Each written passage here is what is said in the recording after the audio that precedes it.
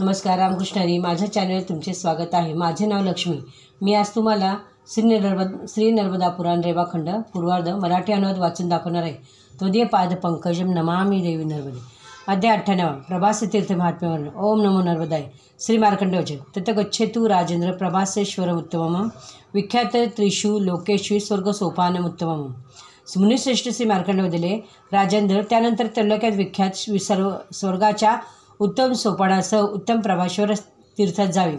राजे युधिष्ठिरने विचारले, हे पूज्य प्रभास क्षेत्र अतिफलदायी स्वर्ग सोपान व दर्शनीय कसे झाले ते संक्षिप्त रूप कृपया मला त्वरित सांगावे. मुनिश्रेष्ठ मार्कंडेय दिले. दुर्भाग्यशाली रविपत्नी प्रभा नावाने विख्यात होती. पूर्वी तिने उग्र तप करून श्री शंभू महादेवाची आराधना केली. वर्षभर तिने वायूचे सेवन केले व पुन्हा 1 वर्ष ती ध्यानमग्न राहिली. हे पांडुपुत्र, तेव्हा ईश्वर वदले, हे सुंदरी, तू का कष्ट करतेस? तुला जे सांगायचे वाटते ते मला सांग. मी व सूर्य दोघे एक आहोत, आम्ही भिन्न नाही. प्रभा म्हणाली, हे प्रभू, हे शंभू, पती सोडून स्त्रीचा कोणी अन्य देव नाही. मग तो सगुण असावा निर्गुण, धनाढ्य असावा निर्धन, प्रिय असावा द्वेष करणार. स्त्रीचे पतीच दैवत असते.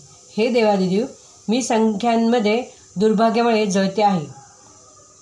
पतीपासून मला सुख प्राप्त होत नाही, म्हणून मी अत्यंत कष्ट करते आहे. ईश्वर वदले, माझ्या कृपापासून तू सूर्यप्रिय होशील. पार्वती वदली, हे परमेश्वर, जर सूर्यदेवाने आपले सुद्धा वचन मानले नाही तर या प्रभाला व्यर्थ क्लेश होतील. उमादेवीच्या वाक्याने श्री महेश चिंतित झाले.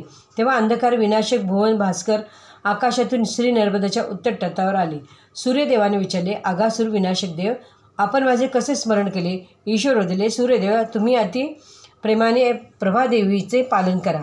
पार्वती देवीने सांगितले, हे इमनाशक, तुम्ही नित्यप्रभाच्या घरी निवास करा. समस्त निज भार्यांमध्ये हे सूर्यदेव, तुम्ही हिला प्रमुख पत्नी करा. सूर्यदेवाने वचन दिले, हे श्रेष्ठ देवी, मी आपल्या आज्ञेनुसार करीन. हे ऐकून प्रभाला बोलावले. तेव्हा ती श्री महेश्वरा म्हणाली, हे कामदेव, विनाशक उमानाथ ईश्वर, आपण निज अंशाने इथे स्थिर राहा. इथे आपण तीर्थाच्या उच्चाटनाकरता 1 अंशाने स्थिर राहा. मुनिश्रेष्ठ मार्कंडेय दिले. पांडुपुत्र, तेव्हा तिथे सर्व देवमय शिवलिंगाची स्थापना झाली.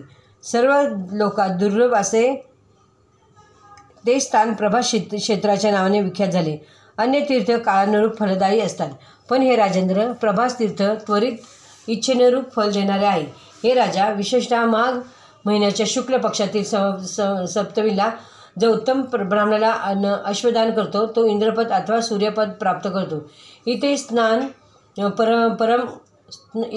करून परमभक्तीने उत्तम ब्राह्मणाला दान द्यावे. इथे श्रेष्ठ ब्राह्मणाला गोदान देणारा स्वर्ग व सत्यलोक प्राप्त करतो. सर्वांग सुंदर श्वेतवर्णीय दुभती साधी नवजात वासरांसहित घंटायुक्त श्रेष्ठ गाय दूध काढवायच्या कांस्य पात्रासहित जो उत्तम सत्प्रवृत्ती ब्राह्मणाला देतो तो पुन्हा यमलोक दर्शन करत नाही. जो परमभक्तीने देवाला स्नान घालतो तो प्रलयापर्यंत उत्तम लोक प्राप्त करतो. हे पांडव, केवळ स्नानाने मनुष्याचे दुर्भाग्य दूर होते. जो कुलवान, धनवान, उत्तम ब्राह्मणाला वैवाहिक धर्मानुसार त्या तीर्थक्षेत्रावर विधीपूर्वक दान करतो तो पापी असला तरी त्याचे पाप पाण्यात मिठासारखे नष्ट होते. मनुष्याच्या पापसंवाद नष्ट होतो. स्वामींचा द्रोह केल्यास पाप, देह अपहरण केल्याचे पाप, मित्राच्या हत्येचे पाप, कृतज्ञतेचे पाप, खोटी साक्ष दिल्याचे पाप, गावात भेद निर्माण केल्याचे पाप, परस्त्री सेवनाचे पाप, व्याजाचे पाप, चौर्य कर्माचे पाप, विहीर नष्ट करण्याचे पाप, कपटाचरणामुळे उत्पन्न होणारे पाप, दांभिकतेपण होणारे पाप, निरर्थक वृक्ष तोडीचे पाप, अगम्य स्त्रीकडे गमन केल्याचे पाप, अन्य स्त्रीवर प्रेम करून निज कुशील पत्नीचा त्याग केल्याचे पाप, ब्राह्मणाचे धन अपहरण केल्यास पाप, विष देण्यामुळे निर्माण होणारे पाप, गोहत्येचे पाप, विद्या विक्रिय करण्याचे पाप, पापी लोकांशी संबंध ठेवल्यामुळे होणारे पाप, कुत्रा व मांजरीच्या वधामुळे निर्माण होणारे पाप, भूमिचरणाचे पाप, गोब्राह्मण वागणीच्या निमित्ताने शुभकर्म, दान आदी करणाऱ्याला देऊ नकोस अशा प्रकारे निषेध करण्यामुळे उत्पन्न होणारे पाप, हे सर्व पाप हे पांडुपुत्र कन्यादानाने निश्चितच नष्ट होते. तो मनुष्य सूर्यलोकात जाऊन शुभ रुद्रलोकात जातो. व तिथे 14 इंद्रांच्या भोग कालापर्यंत सुखविलास अनुभवतो. जेव्हा मनुष्याचे सर्व पापक्षय होतो तेव्हा श्री शंकरात भावना उत्पन्न होते.